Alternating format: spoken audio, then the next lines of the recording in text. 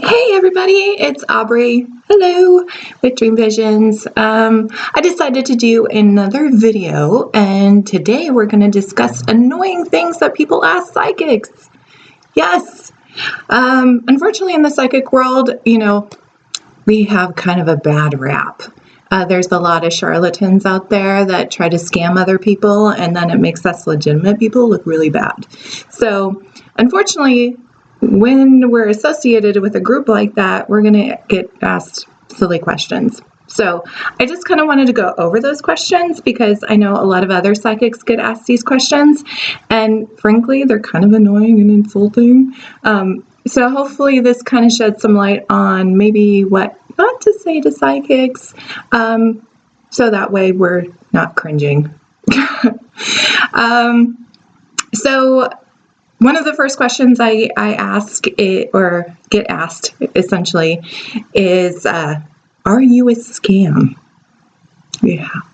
I actually get outright asked that question, are you a scam?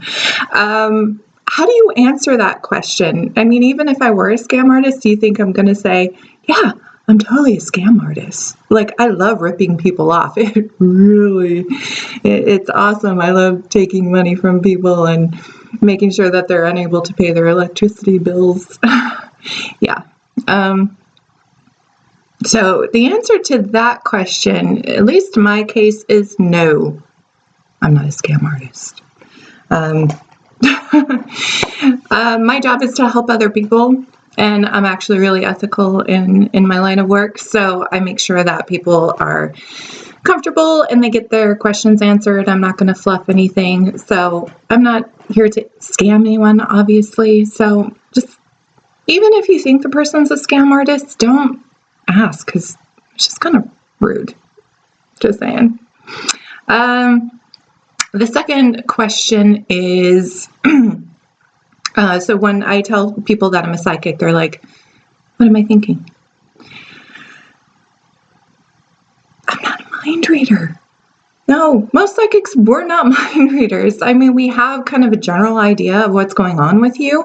And typically most of us read energy. So that's how psychics work. So we don't like read your mind. That's not, no, we don't do that. Now, I mean, granted, there are mind readers out there that are really good at this stuff, but unfortunately, I'm not one of them, and most of us aren't.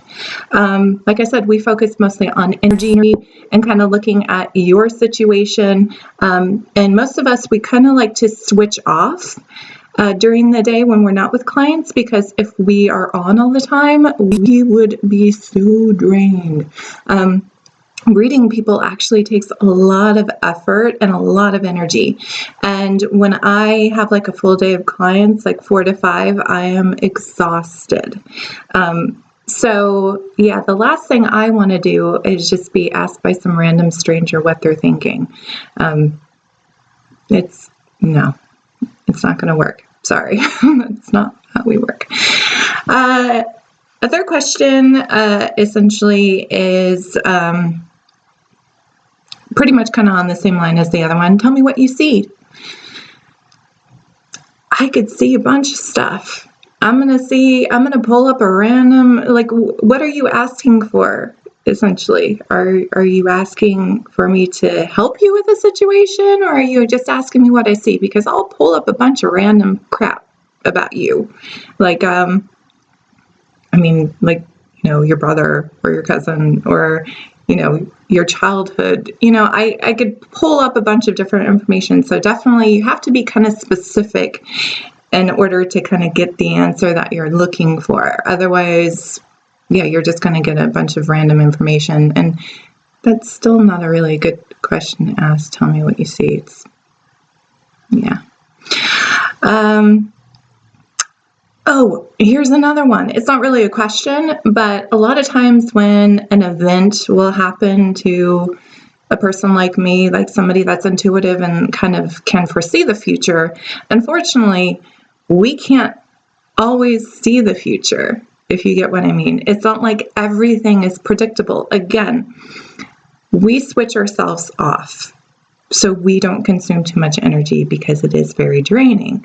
So when like an unforeseen occurrence happens, let's say like a death of a family or, car accident or just like something that puts us in a rough situation, if somebody were to ask or say, how come you didn't see that coming?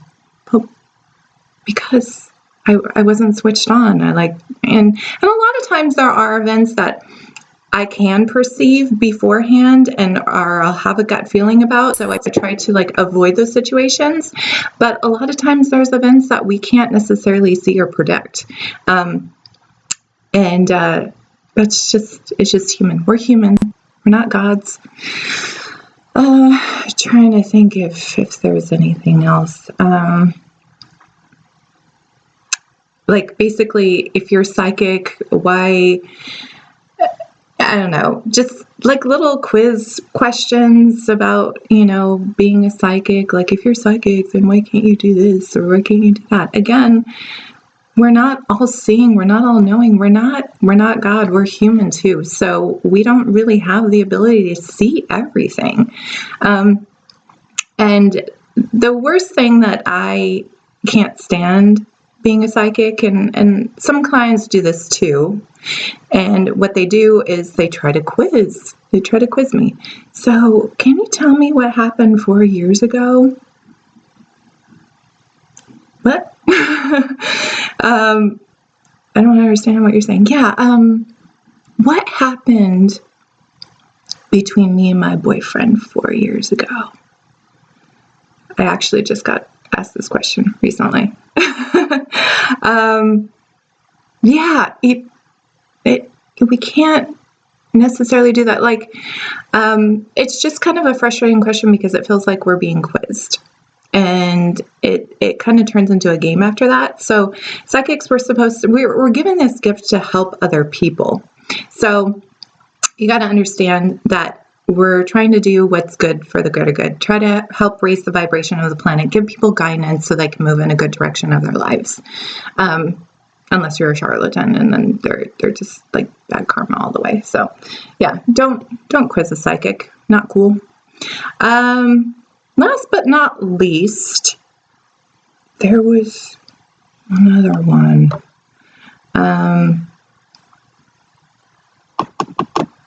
Oh my gosh, I totally forgot the last question. But yeah, on those lines, anyway, I just wanted to go over that and hopefully, give some people some clarity about how psychics work. Oh, here's the last one. Okay, so people a lot of time ask this, okay, so if you have this gift, why do you feel like you need to charge people? Like, shouldn't you be free? Okay, so let me answer this question. First of all, people wouldn't be paying for our services if they didn't need to or want to, okay? So that's first of all. And you got to think about this with any other profession. And, psychic, like I said, psychic energy, it takes a lot of you. It's very draining. So think about like a construction worker or a doctor or somebody that puts a lot of energy into something. They charge a lot of money to do these things. And essentially being a doctor is a gift. Yeah, you do years of training, but this is something that you're good at, which is why you decided to do it. Any artist or anybody that has special gifts and abilities, if somebody wants to be a part of that, it's only fair to charge the person. We psychics are typically kind of on the spendier side, but that's because we don't really have a lot of time to take, like, we can't work 8-hour shifts. That would just be impossible and we would die. So obviously we need to make sure that we're fairly compensated because typically, like I said, I can do at most 4 clients a day.